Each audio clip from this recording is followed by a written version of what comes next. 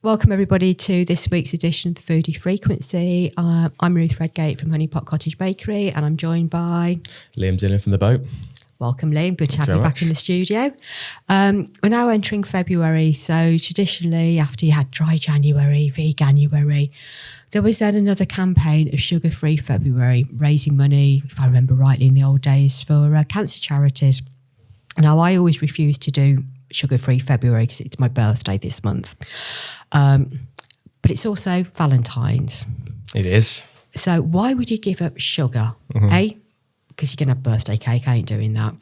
But why would you give up sugar when you're going to go out for a nice meal, you're having chocolates and everything? So let's talk Valentines. Okay. Yeah, let's stop doing all these things you can't eat. And things like that. Because a little bit of sugar is not going to hurt you. No, I agree. And, you know, we spoke before about how we work in the kitchen and trying to be healthier. Look, sugar is a massive talking point. Yeah. It's huge. And eating less sugar is very good for you. But it's not just, you know, the white castor, refined sugar. It's fruit, it's fructose, it's sugar in general across the board, not just you think the nasty sugar. It's sometimes what you think is the good sugar. Yeah. But let's not get into that. No, well, actually, we will do. Okay. Sorry, you've just took me completely on a tangent. I know I do that to you. So I used to do juicing. Yeah. So juicing, in theory, is worth my teeth and everything than sitting there and eating that apple. Right. Never worked it out why, because it's still an apple and it's still juice. Mm-hmm. But apparently the juice is worse for me than the apple. Right. Does something, I don't know what, but it does. So, yeah, can be different. Sorry, I went on a tangent. No, it's you know, you get into the realms of, no, can't have that, can't have this, can't have that. You're like, I'll just have a piece of cardboard, shall I? Yes. So, you know, you've got to kind of pick and choose what you believe in, what you think's right and what fits your lifestyle. Yeah. But yeah, so there's sugar alternatives which better for you, stevia, less, and you know, stevia sugar. Is that the one that comes from the plant? Yes, it is, yeah, plant-based. And then anything you can do to kind of move towards unrefined sugars, unbleached sugars. So we're trying to do that behind the scenes with our coffees. At the restaurant, we just have unrefined sugar. Yep. Unbleached, unrefined sugars, as natural as it can be, just to try and just push ourselves in the right direction, really. You still get people like, can I get normal sugar, please? What are you giving me this for? Oh, yeah, sure, of course you can. Yeah. You know, you don't want to get in the way of someone having a good time. But we are actively trying to not necessarily educate, because that's not what you're going out for, but just trying to do things behind the scenes that, you know, it's not going to affect you as badly as you are going to indulge it somewhere in other ways. But where were we? On sugar No stuff. sugar. But you've just reminded me, because traditionally it's always been white sugar in tea and brown sugar in coffee. Right. I have no idea why, and I'm looking at Liam and Liam's going, neither do I. Yeah, another one of your great topics, yes. Ruth. I've got no idea what you're talking about. No, but you know, traditionally it's white and brown sugar, isn't it? Yeah. I've never understood why. Yeah. I would always choose brown sugar in anything because I think there's just a bit nicer flavour to it. It's more of a caramelly type taste, isn't it? So I'm wondering whether that's to counterbalance the bitterness of the coffee. Potentially. Could be. Or I might have answered my own question. Whoa. Yeah, that's it. I'm sure someone will answer for you. Oh, yeah, they will do. There's bound to be somebody out there. Yeah, absolutely. Okay, so Valentine's, special menu at the restaurant? Valentine's, yeah, we're doing a special menu. All day, set menu is what it is. And yeah, it's an interesting topic, Valentine's in a restaurant. I don't like it. Oh, really? Why? Yeah, don't like it. Especially it sort of falls on a Saturday. Don't like it.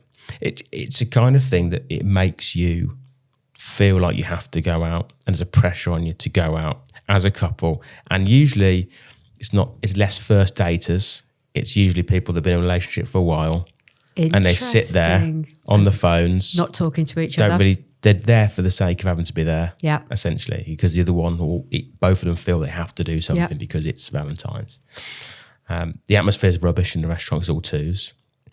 Oh, God, yes, no atmosphere. Mm-hmm. Then you've got that dreaded, is there going to be a proposal? Oh, that's quite good, because we've had one before in the restaurant, and it's quite nice, to be honest. As long as they say yes, obviously. Yeah.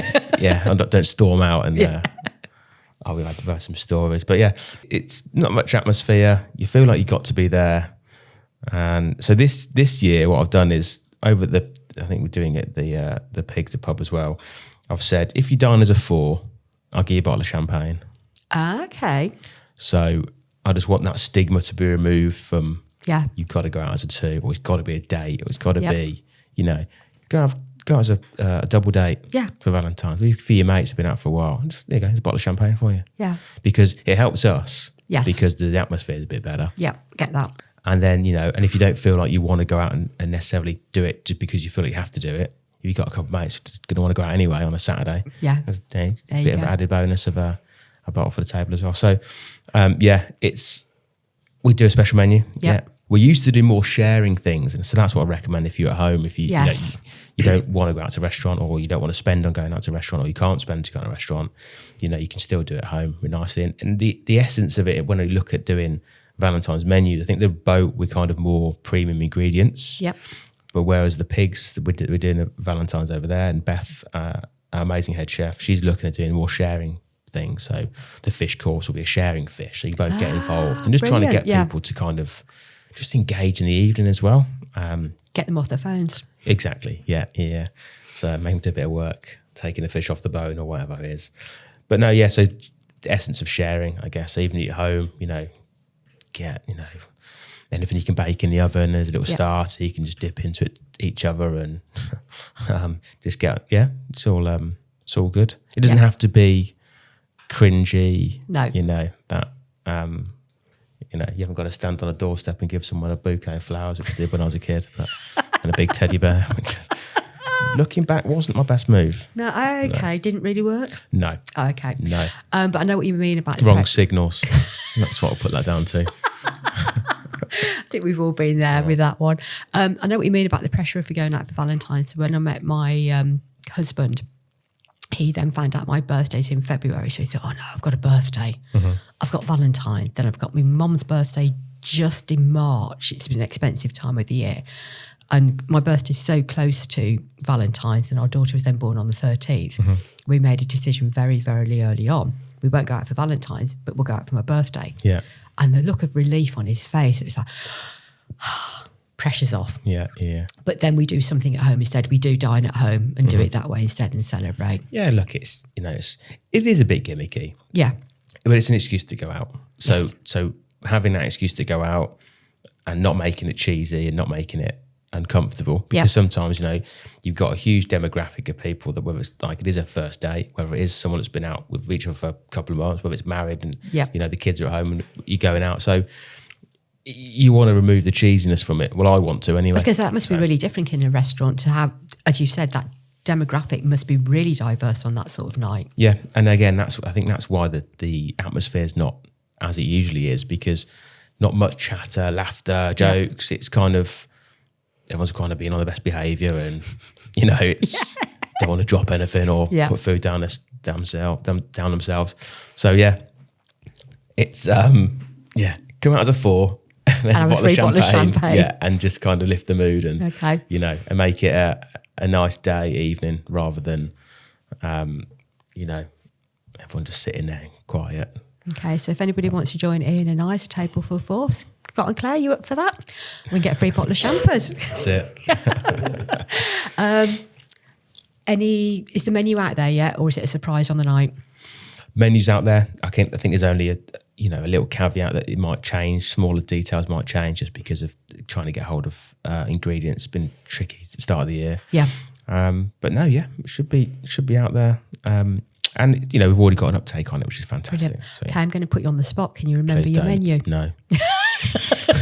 The fact that you hadn't gone down that route, I had a feeling that was going to be the answer. I thought I could sidestep that one. No, not at all. Starter, yes. Mains, We'll have a nice tasting menu on. So it's a set menu. Okay, so tasting menu, we're looking at 5 courses. I think it's a few more than that. Okay. I'm steering away from saying how many courses a menu is, because I've been to restaurants in the past that a course is a snack. So I've kind of we just try and stay away for how many, and then people are like, well, they get this much here for this much, and you get that much over there and this much, and work it out per course. So it's kind of this is our menu. We're not trying to rip anybody off. Yeah. We're paying for the ingredients and the guys delivering it. So, Yeah. one of those. But yeah, it's a nice long menu. Not too long. You can indulge further as well with having a cheese board and things like this, or caviar to start the menu, or oysters. I believe you've got oysters on, and I don't think you can have Valentine's menu without having oysters on, whether you like them or not. But, and we have amazing produce anyway, so it's quite easy to put menus together because you just lean on the ingredient and that's it, Okay, so got to be at least one course that's got chocolate in. With dessert with chocolate, 100%. Yeah. Do we know what that is yet? No.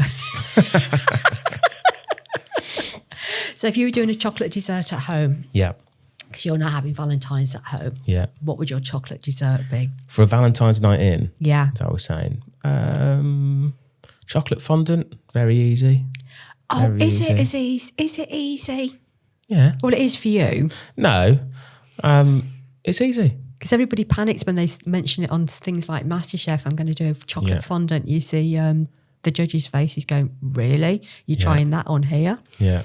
Well, the good thing about being at home is don't tell whoever you're cooking for the menu. It becomes a chocolate sponge. Exactly, yeah. And you got chocolate sponge for dessert. So with the recipe I have, it just relies on the cooking time, not a secondary piece of chocolate that's going an insert in the centre. So some fondants have an insert inside, so that will always stay runny. Yeah. Not a cheat way, but a very sure way it's going to be right. And then typically me, I'll have a recipe that it's got to be right on the night, as it were. Okay, you willing to share that recipe? Oh God, off the top of my head, no, but yes, of course, I can. Ruth, my memory's horrendous. I've got so many books and lists of lists and recipes and So that does amaze me. So you watch things like MasterChef. Sorry, complete tangent here. And they go in and they get given. They take the lid off the cloche, and that's like a mystery thing. Yeah, mystery thing. Yeah. They've got no idea, have they? They are genuinely having to rely on their memory, what they can cook with it and how to cook and everything like that. Yeah, I think there's pastry or desserts is a science. Yes. It's very difficult to just wing it because, it's either too sweet, I'll bring down the sugar, but then you've wrecked the recipe because it's not the sugar's needed in that aspect of it. So, in my career, I've worked in restaurants that are very strict to a recipe and restaurants that are quite laxed. So you just got to learn to be a cook. You've got to learn what works, and then all those things are then checked, tasted by your senior member of staff. But I think the mystery boxes they don't know. They're not gonna, there's no recipe written down. They've got to just kind of, believe they know the flavours and how to cook each bit and trying to bring something together. So it's a great test of someone just understanding what goes together, what works, and what you can do with something as a basic level. I used to when chefs would come to the kitchen, get them to make something and say, go in the fridge, take what you want, just make us something. Okay. Whether it's staff food or whatever. I think these days I don't do it because it's a lot of pressure and I know what I need from somebody on a section. So we should do it. Yeah, it does tell you a lot about somebody, not just a cook. It tells you a lot about somebody, but the way they cook. Yeah. And you look at your Valentine's, even if it all turns to rubbish and you have to feed it to the dog, the point of you cooking for somebody is the love and the time you're spending cooking. It's not for me, it's not the end product really. No. And people say to me, "Oh, do you critique people when you eat out or when if someone's cooking?" I don't know, because you're spending the time to cook something for me, and that's the overriding point of it. But if you're going out with somebody who's not in the profession,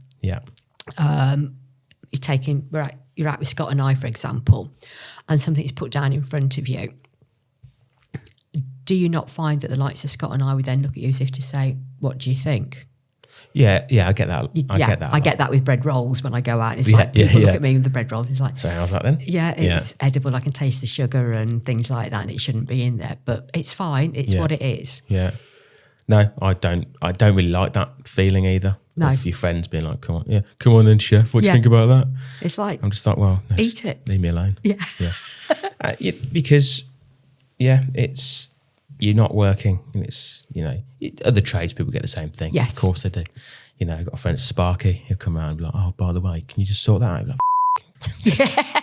Jesus. I might have to beat that one. Yeah, for me, to a certain extent, if you're not paying top dollar going somewhere that's well known, you wouldn't, because I think my wife says that I eat differently when I'm at a starred restaurant or a 2-star, because it's the experience. Really? Yeah, apparently I eat slower. Which is probably making sense, because I want to enjoy the experience, and because you know what's gone into it and stuff like that. Yes. You know, if we're having we go somewhere and have a pizza, it's just gone. You know? Yeah. So yeah, but if you're being cooked for, it's definitely about the time they're spending to cook for you, and you know what comes out from it doesn't need critiquing, because they've done that as, you know, it's part of their job. They're looking after you. It's hospitality. Yes. Even if they're not in the trade, It's what they should be doing. It's the nature of the beast, isn't it? Yeah. Okay. So I wouldn't want to even think about critiquing somebody that's that's cooking for you. My mum probably, tell it's crap. But, yeah, she would say how it is, wouldn't she? Yeah. But no. Okay, so we've got a chocolate fondant at home. Yeah. What's our main course for Valentine's at home? Probably sharing steak. Yep. Bottle of wine. Again, I'd probably do that at home, so that you can share a nice cut of meat or a nice piece of fish you can share. Yep. We're unfortunate, I think, not to have a good fishmongers in the area. So yeah, I'd love to have my own fishmongers. Oh, interesting. Heard it here first. Whether would have to be a passion project, because we don't have a fishmongers literally that I know of. No.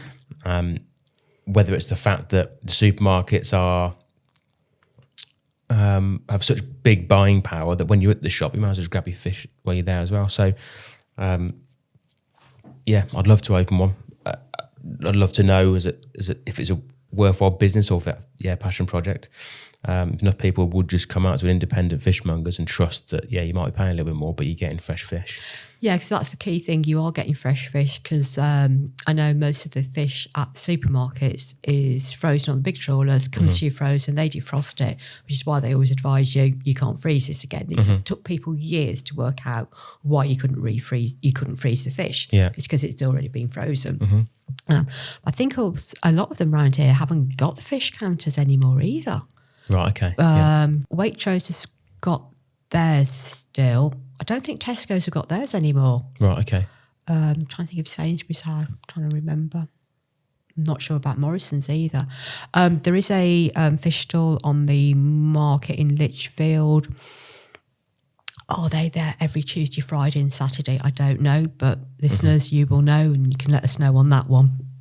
But I used to enjoy going to the fish market in Birmingham. Yes, I did as well. Yeah.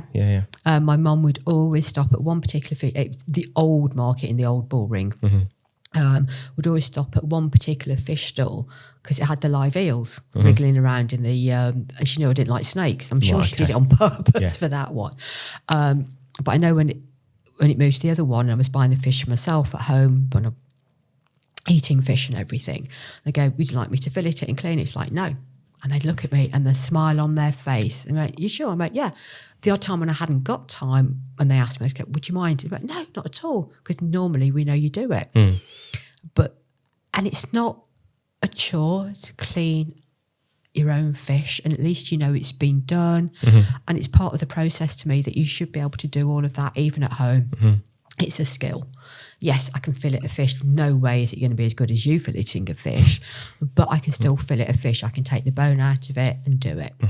I think a lot of that's been lost with not necessarily the parents not having the skills to pass on, but they haven't got the time to pass those skills on. Sure, yeah. But it's also not being taught in schools either. No, it's just convenience, isn't it? Yeah. And then also, if you try to teach somebody, you need to have a good product in the first place. Yes. You can't go to the supermarket and get, a little sea bream that's been sat out there for weeks, So, I'd love to do that. But yeah, so sharing fish main course or sharing steak for something at home. Yeah, just take the time. So, your partner will see, or whatever will see, you've taken the time, I'm going to do this, and just dedicated your time, a couple of hours, and that's that says everything it needs to say. Yeah. You know? If you want to celebrate it, if you don't, watch a film. Yeah. Just don't need to. Box of chocolate, exactly, bottle of wine, yeah, absolutely, whatever floats your boat. Absolutely. And if you're finding all that prep is too much for you, one if you do the starters, one if you do the dessert, do the mains together. Get involved, Yeah, and do some sharing cooking. 100%, yeah. Okay. So what alternatives for sugar can I use at home? So we've mentioned stevia. Is there any others? Or is that the only real one at the moment? I think stevia if like my understanding of it all is minimal as well. Yeah. So I'm still on the road to learning more with everything else we're trying to do as well. But yeah, I think stevia is the best option. There's just unrefined sugars we could be using, unbleached, unprocessed. Yeah.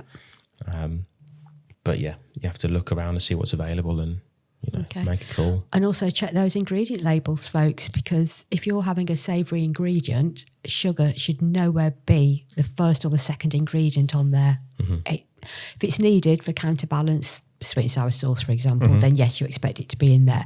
But to suddenly find sugar as the second ingredient in a savoury item that I've picked up, it's like, why? Yeah. And it's all to do with processing, isn't it? Yeah. I'm an absolute sucker for ketchup. Oh, are you? I would have it with everything. Yeah. Really? Yeah. But recently I just don't have it anymore because what's the point? It's just a sugar. Yeah, it's just red sugar, isn't it? So that's a personal battle. Oh, so what are you having on your bacon butty instead of ketchup? Sorry, was that too close? No, it's fine. It's usually HP, to be honest. Yeah, always was brown sauce for me for the breakfast butty. Yeah. I'll still have HP if it's a good butty, but no.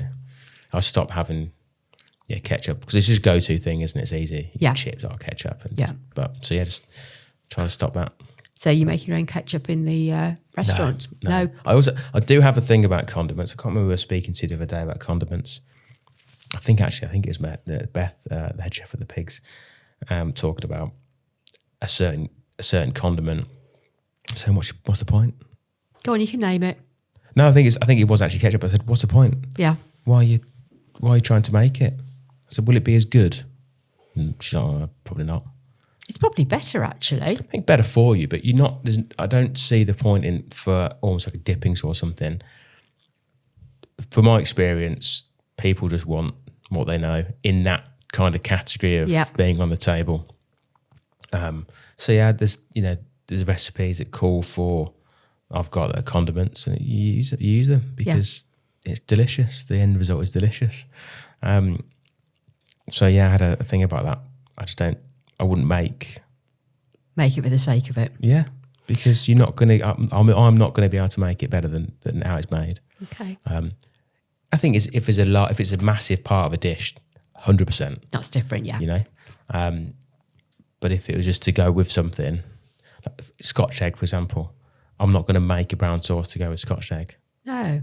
So you just use HP. Do you know what I mean? So, because for that one few dips of what you're going to have to go alongside what we're making from scratch, I don't see the.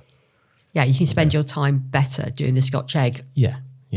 To perfection. Yeah, absolutely. Rather than it's mediocre because we've had to make the sauce. Mediocre. Oh, sorry. No, that was quite good actually, wasn't it? Very good. Yeah. That's about the only one you're going to get this year. No, I'm sure you'll do some more. They do. We do brilliant. They do. The guys do. I can't take any credit for it. The guys at the Pigs make amazing Scotch eggs. So yeah, it was with Piccalilli. I think Beth wants to put it with HP with brown sauce. So just don't bother. Yeah, there are some good ones out there. Yeah, just do not bother. Used to do at a restaurant I used to work at. I used to do a half chicken mince and pork mince, which was good one. But yeah, no, just pork mince, just sausage mince for the Pigs, obviously. Yes.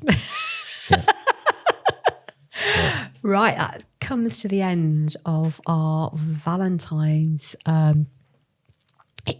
show. God, that sounds so early and so wrong to be saying. We will be touching on Valentine's in our next episode, but as it's literally going to be the day after we broadcast live, we thought we'd spend more time today on Valentine's. So you've got some ideas.